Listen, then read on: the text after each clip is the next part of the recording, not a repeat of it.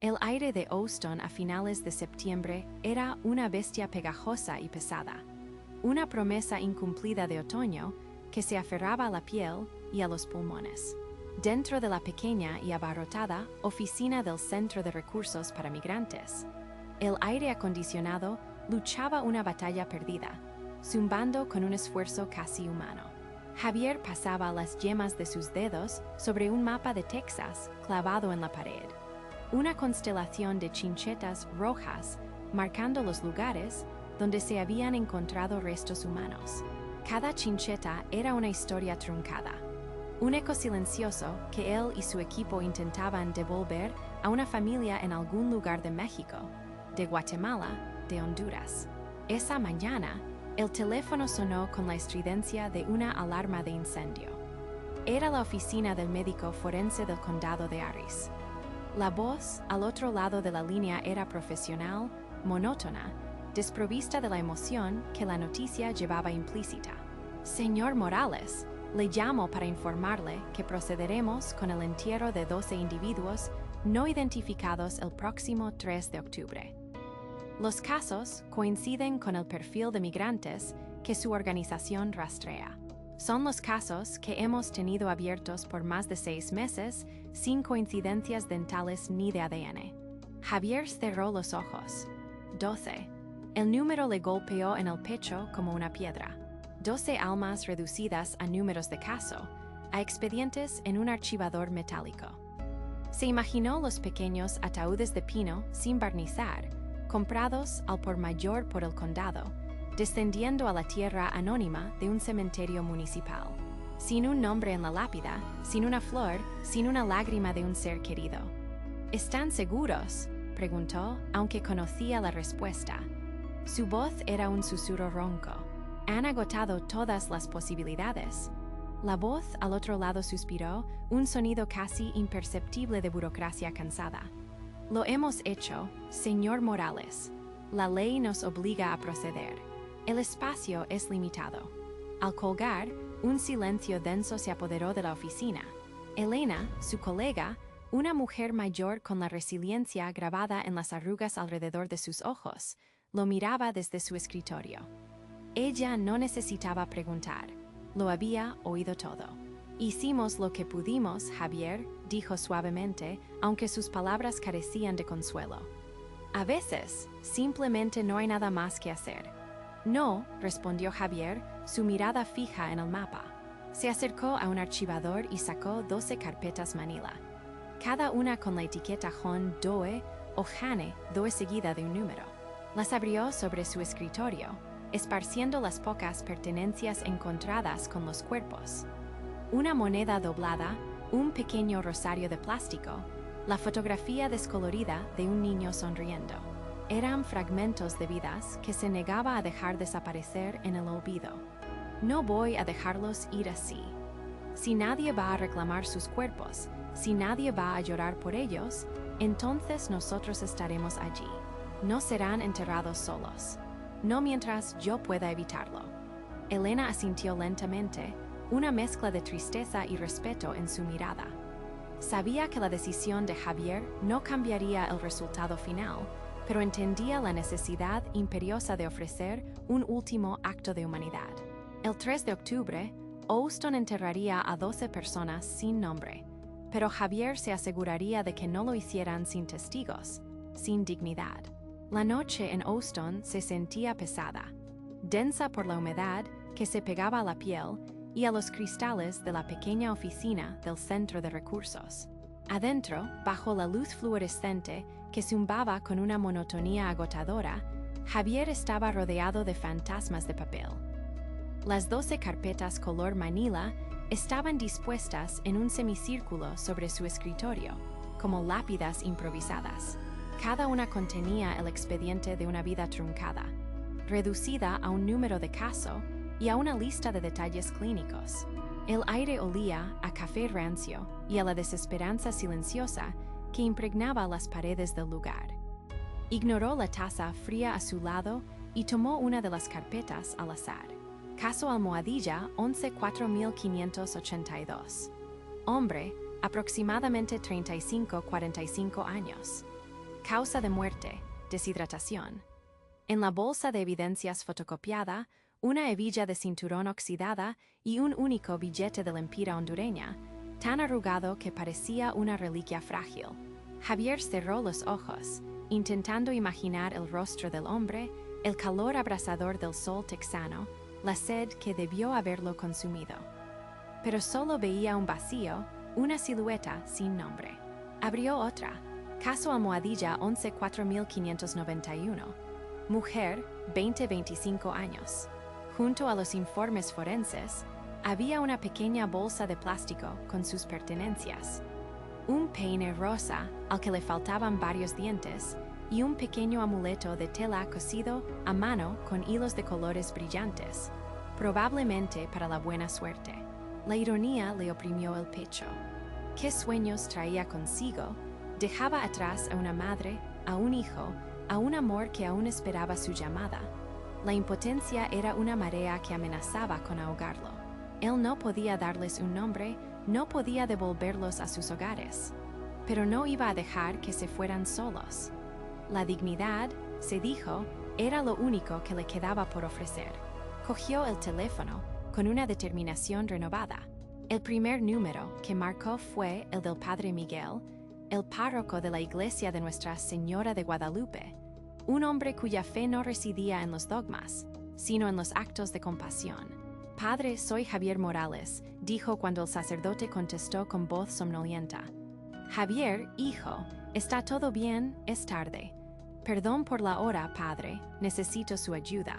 Mañana, el condado va a enterrar a 12 personas, migrantes no identificados, en una fosa común en el cementerio del norte. Hubo un silencio al otro lado de la línea, cargado de una comprensión inmediata. Entiendo, dijo finalmente el padre Miguel, su voz ahora completamente despierta y firme. No irán solos. ¿A qué hora? El alivio inundó a Javier, un pequeño dique conteniendo la desesperación. A las 10 de la mañana. No sé si nos dejen acercarnos mucho, pero ahí estaré, Javier. Llevaremos unas flores y una oración. Es lo mínimo que merecen como hijos de Dios.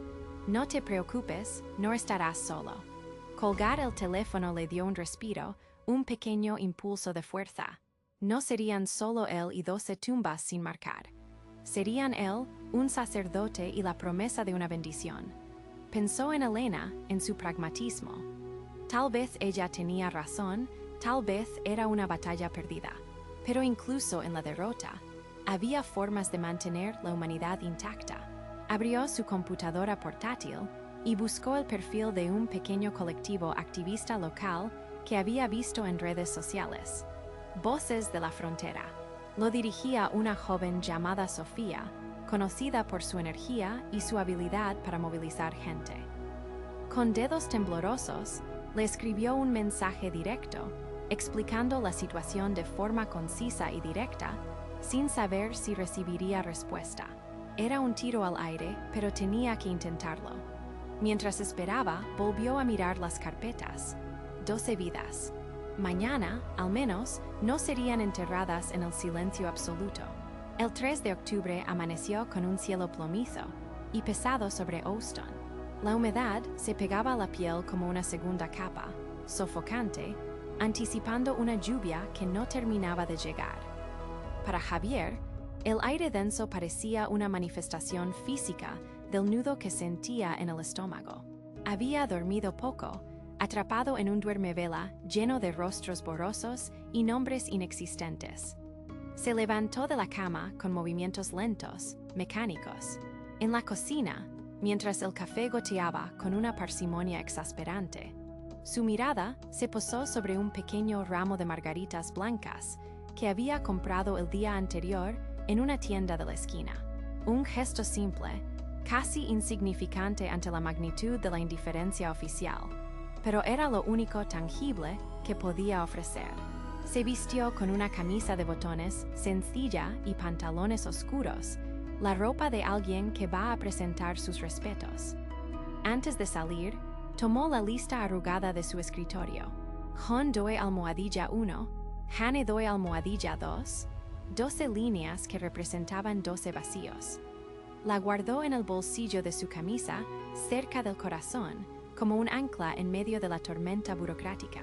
Condujo hacia la pequeña parroquia de San Miguel Arcángel, en un barrio predominantemente hispano. Las calles bullían con la normalidad de un día laborable. Gente corriendo a sus trabajos, autobuses escolares recogiendo niños, el murmullo de una ciudad que despertaba. El contraste era doloroso. El mundo seguía girando, ajeno al entierro anónimo que estaba a punto de suceder. El padre Miguel lo esperaba en la entrada de la iglesia, su sotana negra destacando contra la fachada de ladrillo claro. Su rostro, surcado por arrugas amables, transmitía una calma que Javier necesitaba desesperadamente.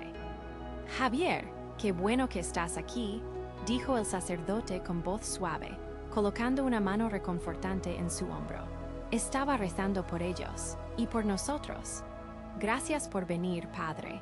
De verdad no sabía a quién más acudir», respondió Javier, su propia voz sonando frágil. «Hacemos lo que podemos», afirmó el padre Miguel. «Dios no olvida a ninguno de sus hijos, aunque los hombres a veces lo hagan».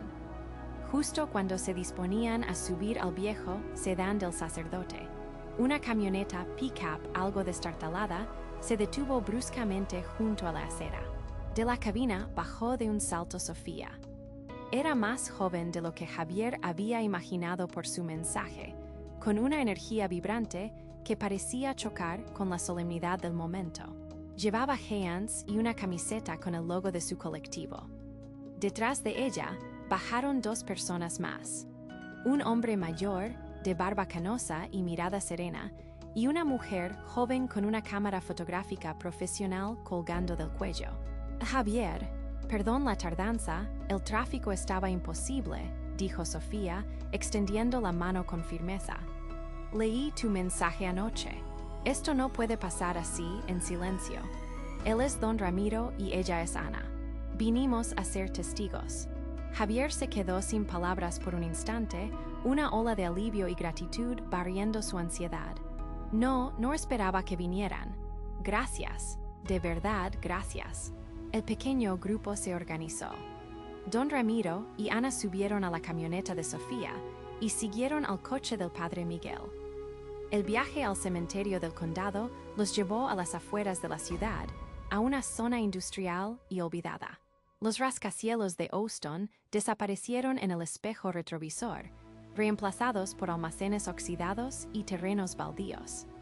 Finalmente, giraron hacia un camino sin pavimentar, flanqueado por una cerca de alambre. Un letrero simple y descolorido anunciaba «Aris County Cemetery». El lugar no tenía la solemnidad de un camposanto tradicional. Era un campo abierto, funcional, con hileras de pequeñas lápidas de hormigón apenas visibles sobre la hierba crecida. A lo lejos, junto a una zanja recién cavada, dos trabajadores del condado con chalecos naranjas esperaban junto a una retroexcavadora, fumando en silencio, y a su lado 12 cajas de pino sin barnizar, apiladas sin ceremonia alguna bajo el cielo gris. El aire se sintió aún más frío. Habían llegado. El aire en el cementerio del condado era pesado, cargado con el olor a tierra húmeda y la indiferencia del cielo gris. Los dos trabajadores, hombres de rostros curtidos por el sol y la rutina, observaban al pequeño grupo con una mezcla de curiosidad y prisa. Uno de ellos, el mayor, se acercó a Javier, secándose el sudor de la frente con el dorso de un guante de trabajo. «Tienen 5 minutos», dijo, su voz plana, sin hostilidad pero también sin una pizca de empatía. «Tenemos que terminar esto antes del mediodía». Javier asintió, con la garganta seca. «Solo queremos ofrecer una oración. No tardaremos». El hombre se encogió de hombros y volvió con su compañero, dándoles una distancia respetuosa, pero dejando claro que el reloj corría. Fue entonces cuando el padre Miguel dio un paso al frente, su presencia serena contrastando con la crudeza del entorno. Se paró en la cabecera de la zanja, mirando no a la fosa, sino a los 12 ataúdes de pino apilados como si fueran carga olvidada. «En el nombre del Padre, del Hijo y del Espíritu Santo», comenzó, su voz clara y firme rompiendo el silencio opresivo. Estamos aquí hoy porque creemos que toda vida es sagrada. No conocemos los nombres de estos hermanos y hermanas nuestros. No conocemos sus historias, sus sueños, las familias que quizás los buscan en este mismo instante. Pero Dios los conoce. Dios conoce cada paso de su viaje, cada lágrima derramada, cada esperanza que los impulsó a buscar un futuro mejor. Mientras el sacerdote hablaba, Javier se acercó a los ataúdes. Llevaba un modesto ramo de margaritas blancas, las que había comprado en una tienda de camino. Con un cuidado infinito, separó las flores y colocó una sobre cada caja de madera. Un pequeño gesto, casi insignificante frente a la inmensidad de la muerte y el olvido, pero era todo lo que tenía para ofrecer. Un símbolo de que alguien, al final, los había visto. Sofía y don Ramiro permanecían con las cabezas inclinadas, sus rostros reflejando una profunda solemnidad. Ana se movía en silencio a su alrededor. El clic de su cámara era un sonido discreto, casi un susurro. No fotografiaba sus rostros en duelo, sino los detalles que contaban la historia. Las manos de Javier dejando la flor, la madera barata de los ataúdes, la tierra removida, la figura solitaria del padre Miguel contra el cielo plomizo. Estaba documentando un acto de humanidad en un lugar despojado de ella. Les pedimos, Señor, que los recibas en tu paz, continuó el padre Miguel. Que el frío de esta tierra no sea su último recuerdo, sino el calor de tu abrazo. Y que nosotros, los que quedamos, nunca olvidemos que detrás de cada número, de cada expediente, había una vida tan valiosa como la nuestra. Descansen en paz. Terminó la oración haciendo la señal de la cruz. El silencio volvió a caer, más profundo esta vez. El trabajador mayor les hizo un gesto con la cabeza, una señal de que su tiempo había terminado. Con una eficiencia mecánica, operaron una pequeña grúa. El primer ataúd se elevó, se balanceó sobre la fosa y comenzó su lento descenso. El sonido de la madera golpeando el fondo de la zanja fue sordo, definitivo. Uno tras otro, los 12 ataúdes fueron bajados. El grupo de 5 permaneció inmóvil, testigos silenciosos de la fría coreografía de la burocracia. No dijeron nada. No había nada que decir. Simplemente observaron hasta que el último nombre, sin historia, fue reclamado por la tierra. Agosto olía a asfalto caliente y a la promesa de una tormenta que nunca llegaba. Dentro del centro de apoyo al migrante, el aire acondicionado luchaba una batalla perdida contra la humedad pegajosa de Houston. Javier Morales movía papeles en su escritorio, un pequeño cubículo desbordado de carpetas y notas adhesivas. Cada carpeta era un mundo, una historia de vida y esperanza. Acababa de ayudar a una joven madre hondureña a encontrar un albergue temporal. Y la sonrisa cansada, pero agradecida de la mujer aún resonaba en él. Era esa conexión, ese instante de humanidad compartida, lo que daba sentido a sus largos días de voluntariado. El teléfono sonó, con un timbre agudo que cortó el murmullo constante del centro. Era un número que conocía bien, la oficina del médico forense del condado de Harris.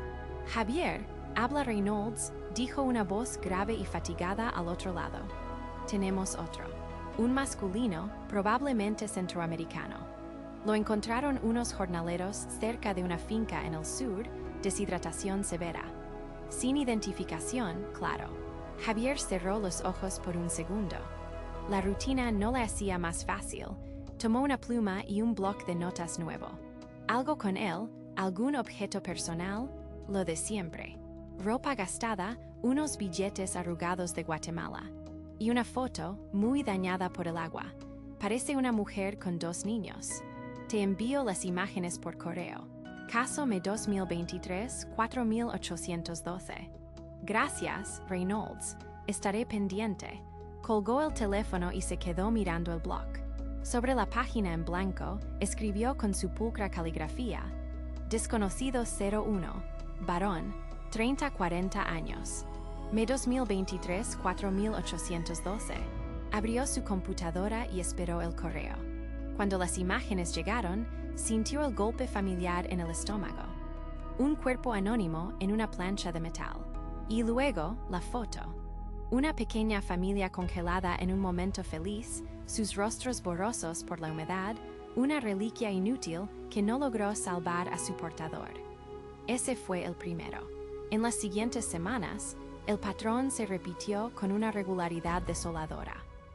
Una llamada, un número de caso, una lista escueta de pertenencias que eran más un eco de una vida que una pista para identificarla. Una mujer joven encontrada cerca de las vías del tren. Un adolescente hallado en la parte trasera de un camión abandonado. Cada vez, Javier iniciaba el mismo protocolo. Creaba una carpeta, contactaba consulados, revisaba bases de datos de personas desaparecidas, publicaba descripciones en foros de migrantes. Cada vez, el silencio era la única respuesta. La carpeta del desconocido 01 pronto tuvo compañía. A finales de septiembre, la pila sobre su escritorio había crecido a 12. 12 carpetas de cartón Manila, cada una un monumento al fracaso de su búsqueda. Se quedaba hasta tarde, mucho después de que los demás voluntarios se habían ido, bajo la luz fluorescente de la oficina, releyendo los informes, mirando las fotos de los objetos encontrados. Un rosario de plástico, una medalla de San Judas Tadeo, una carta de amor escrita en un papel casi deshecho. Una noche, con la ciudad zumbando afuera de su ventana, se recargó en su silla, exhausto. No eran solo archivos, eran 12 personas, 12 viajes interrumpidos, 12 familias en algún lugar esperando una llamada que quizás nunca llegaría. Sintió una punzada de rabia y una profunda tristeza. La burocracia los llamaba restos no reclamados. Para él, eran personas a las que les habían robado todo, incluso su nombre. Fue en ese momento, rodeado por el silencio de esas 12 historias truncadas, que una idea comenzó a formarse en su mente. No podía darles un nombre, pero no permitiría que también les robaran su dignidad. El aire en el centro comunitario del East End siempre estaba cargado con una mezcla de cosas. El olor penetrante del limpiador industrial, el aroma a café del día anterior y la subyacente, y tenue dulzura de la esperanza mezclada con el miedo. Era un martes húmedo de finales de junio, y el viejo aire acondicionado perdía su batalla contra el implacable sol de Houston que cocinaba el asfalto afuera. Javier Morales estaba en su escritorio desordenado, una pequeña isla de caos organizado en la bulliciosa sala principal. Explicaba pacientemente una ruta de autobús a una joven de ojos cansados, con su pequeño hijo dormido en el hombro. «Mira, tomas el 82 aquí en la esquina», dijo, trazando la línea en un mapa gastado con el dedo. «Te bajas en Westmeer y de ahí caminas 2 cuadras. No tiene pierde». La mujer asintió, un destello de gratitud en sus ojos. «Gracias, señor, de verdad. Para eso estamos», respondió Javier con una sonrisa amable. Justo cuando ella se daba la vuelta para irse, sonó el teléfono de su escritorio. Era la línea fija, la que usualmente traía noticias oficiales, buenas o malas. Contestó. «Centro Comunitario San Arnulfo», habla Javier. La voz al otro lado era profesional, distante. «Señor Morales», habla el doctor. «Evans del Instituto de Ciencias Forenses del Condado de Harris. Le llamo por un caso de un John Doe. Encontramos la tarjeta de contacto de su centro en su bolsillo». Javier se enderezó en su silla, su concentración se agudizó al instante. Agarró un bolígrafo y un bloc de notas nuevo. Esta era la parte de su trabajo voluntario que nadie veía, la que se metía bajo su piel y se quedaba allí. «Adelante, doctor, le escucho». Hombre probablemente hispano de unos 20 años.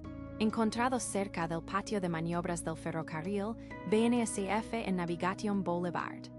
La causa de muerte parece ser deshidratación e insolación. Sin identificación, sin teléfono. Solo la ropa que llevaba puesta, unos pocos dólares y su tarjeta. El doctor hizo una pausa, y un escapulario muy gastado de la Virgen del Carmen. El bolígrafo de Javier rasgaba el papel, capturando cada detalle. El escapulario. Una pequeña e íntima pieza de una vida ahora reducida a un número de caso. Podía imaginar al joven, aferrándose a él como protección, un último vínculo con una fe y una familia lejanas.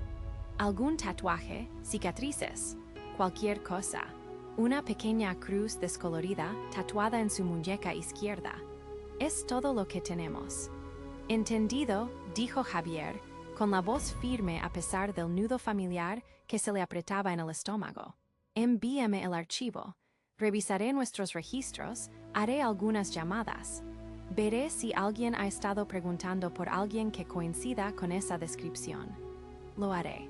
El número de caso es M23-4819. Gracias por su ayuda, señor Morales. La línea se cortó. Javier se quedó mirando el número que había escrito. M23-4819. No un nombre, no un hijo o un hermano. Un número. Pasó el resto del día buscando, cruzando la escasa información con las consultas de personas desaparecidas de otros refugios y grupos en línea. Nada. Ese fue el primero. 2 semanas después, llegó otra llamada. Una mujer encontrada en un complejo de apartamentos abandonado. Luego, un mes después, un hombre que se desplomó trabajando en una obra de construcción sin contrato. Las llamadas siguieron llegando esporádicamente al principio y luego con una sombría regularidad. Cada vez, los detalles eran escasos, las pistas mínimas. Una camiseta de un equipo de fútbol de Michoacán. Un boleto de autobús de Matamoros con fecha de 6 meses atrás. Un único arete. Para finales de septiembre, una esquina del escritorio de Javier se había convertido en un pequeño y sombrío monumento. Una pila de carpetas de Manila, cada una etiquetada con un número de caso, había crecido a 12. 12 nombres que no conocía. 12 rostros que nunca había visto. 12 familias que probablemente rezaban por un regreso seguro que nunca sucedería. No había encontrado ni una sola coincidencia. El silencio al otro lado de cada pista era ensordecedor. El peso de esos 12 archivos se sentía más pesado que el húmedo aire de Houston, un testimonio silencioso de viajes truncados, una carga que ahora llevaba solo. El viaje de regreso desde el cementerio del condado se sintió mucho más largo. El silencio dentro del viejo sedán de Don Ramiro no era incómodo, sino denso, cargado con el peso de la tierra húmeda y los ataúdes de pino. Javier miraba por la ventana cómo las monótonas afueras de Houston se deslizaban, pero no las veía realmente. Su mente repetía el sonido sordo de la tierra cayendo, el último y definitivo acto de sepultura. A su lado, el padre Miguel mantenía los ojos cerrados, sus labios moviéndose en una oración inaudible. En el asiento trasero, Ana protegía su cámara como si contuviera un tesoro frágil, mientras Sofía simplemente miraba al frente, con una expresión de determinación grabada en su rostro joven. Nadie dijo una palabra hasta que Don Ramiro se detuvo frente a una pequeña cafetería de barrio, de esas que huelen a café fuerte y pan dulce. Creo que todos necesitamos algo caliente, dijo con su voz grave, rompiendo el hechizo. Dentro, el calor y el murmullo de la vida cotidiana los recibieron como un abrazo. Se sentaron en una mesa al fondo, y el vapor de las tazas de café comenzó a disipar el frío que se les había metido en los huesos. Fue Sofía quien habló primero. Lo que hicimos hoy fue importante. Miró a cada uno de ellos. No fue en vano. Ana asintió, colocando su cámara sobre la mesa con cuidado. Tengo las fotos, dijo en voz baja. No son morbosas. Son un testimonio. Cuentan la historia de un adiós que casi no sucede. Javier levantó la vista de su taza. Por primera vez en meses, una chispa de algo que no era agotamiento o tristeza apareció en sus ojos. ¿Qué harás con ellas? Quiero publicarlas, respondió Ana con firmeza. No en un gran medio que lo convierta en un espectáculo. Conozco un blog local, uno que la gente de la comunidad lee. Sofía podría escribir unas palabras para que la gente sepa, para que no sean solo un número en un registro del condado. Las semanas que siguieron al 3 de octubre trajeron consigo una lenta transformación. El artículo, titulado simplemente Los 12 de Houston, apareció en línea una semana después del entierro. Las fotografías en blanco y negro de Ana eran poderosas en su sencillez. Los 12 ataúdes alineados, la figura solitaria de Javier colocando una flor blanca, el pequeño grupo de dolientes de pie contra el vasto y gris cielo de Texas. El texto de Sofía era breve, directo y conmovedor, sin sentimentalismos, pero lleno de una profunda humanidad. La respuesta no fue una avalancha, sino un goteo constante de humanidad. Alguien dejó un ramo de flores atado a la verja del cementerio. El centro comunitario de Javier recibió un par de donaciones anónimas con una nota que decía, para honrar a los que no tienen nombre. Elena le mostró a Javier los comentarios en línea. Personas ofreciendo oraciones, compartiendo sus propias historias de pérdida y migración, agradeciendo al pequeño grupo por su acto de compasión. Un sábado por la mañana, Javier condujo solo hasta el cementerio. Se detuvo en la sección donde sabía que estaba la fosa común. El césped ya había comenzado a crecer sobre la tierra removida, y allí, clavada suavemente en el suelo, había una pequeña cruz de madera hecha a mano. Alguien la había dejado, un marcador anónimo para los anónimos. Javier se arrodilló, tocó la madera áspera y sintió que el nudo que había llevado en el pecho durante meses finalmente se disolvía. No había encontrado a sus familias, no había podido darles sus nombres, pero él y los demás les habían dado algo más, un lugar en la memoria de la comunidad. Ya no estaban solos. El lunes siguiente, el teléfono de su oficina sonó. Era la oficina del forense. Javier tomó el auricular, su corazón latiendo a un ritmo firme y tranquilo. Señor Morales, tenemos un caso, un hombre joven, encontrado cerca de las vías del tren. Sin identificación. Javier tomó una respiración profunda. Agarró un bolígrafo y abrió un nuevo cuaderno sobre su escritorio, ahora libre del peso de las 12 carpetas viejas. Su voz, cuando respondió, era clara y llena de una nueva y tranquila resolución. Entiendo, por favor, deme los detalles.